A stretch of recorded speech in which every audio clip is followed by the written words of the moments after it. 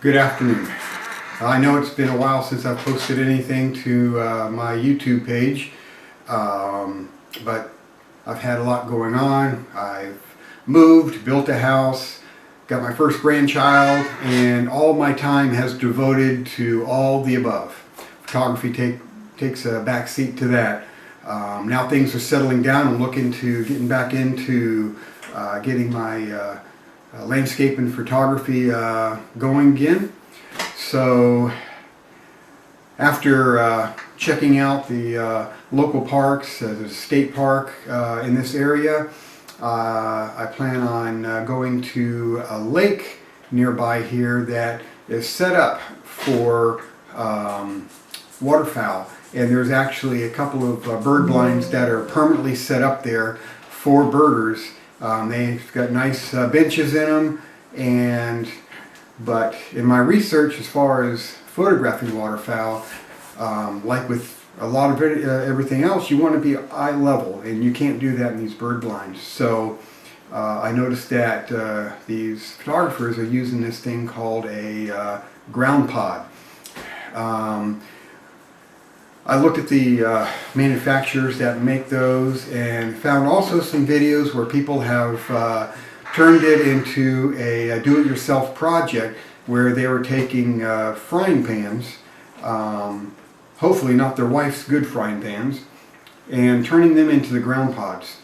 So there are several of them that went into the process of making it, but they're pretty general. I wanted to actually put together a video that was more in detail on how to create one of these, and it was actually a fun project. It took me about an hour and a half to do. I would say the total cost in doing it was maybe $15, pretty darn cheap. So it was fun. I wanted to put it all together in a video. I had some camera issues, so I wound up using my phone to take some snapshots in the build process. I'm going to put those all together with the explanation of each of the steps, and hopefully that gives you some incentive to maybe go ahead and make one yourself if you're into doing waterfowl photography. And in the near future, I will get out to this park, put it to use, and see how it will turn out. So not to keep you in suspense, here's the process on how I got it put together.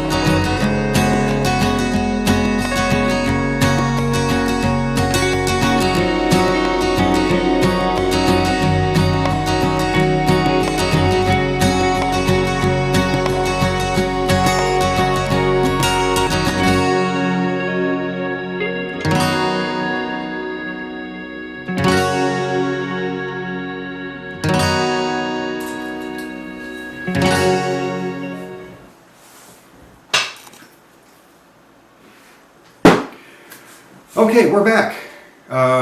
Everybody awake? So I hope you enjoyed that little process. I like the way everything turned out. This here is the finished product. So with that, what do you call it? This little screw-on loop, I was able to attach a carabiner to it, so that's going to make it easy to get it around.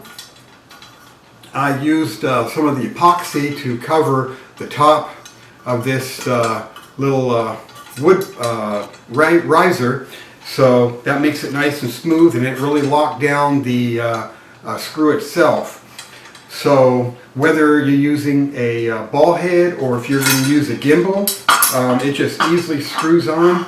Now I like the 3/8 because it gives it more meat to hold up the camera and the lens itself. Here with a nice ball head. And then even with you know, the long lens gimbal,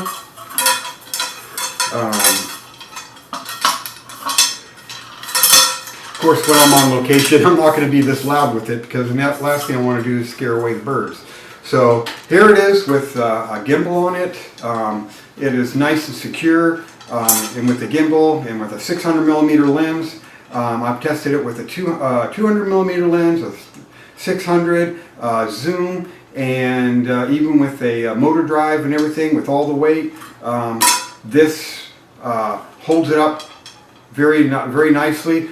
The pan portion of itself is 9.5 inches in diameter, so I believe this on the ground would put the camera right around between 8 to 10 inches off the ground. So I have tripods that I can get down that low, but you know, those legs are spread out and it makes it very difficult to get around. Where this, you can move it in any direction that you need to position the camera. And you know, for silence, I mean, obviously I would take the carabiner off, not to make any noise. But that's it. I mean, the pan itself, it is the lightest little frying pan that I could find at Walmart. I looked at several of them, and I think this one is a real winner. I'm looking forward now to using it. So keep your eyes open for a video in the near future from the lake, shooting some birds that we seem to get here that are migratory, and I'll see you then. And again, thanks for watching and wasting a little bit of your time with this not very exciting video, but hopefully you'll get something out of it. You have a good day.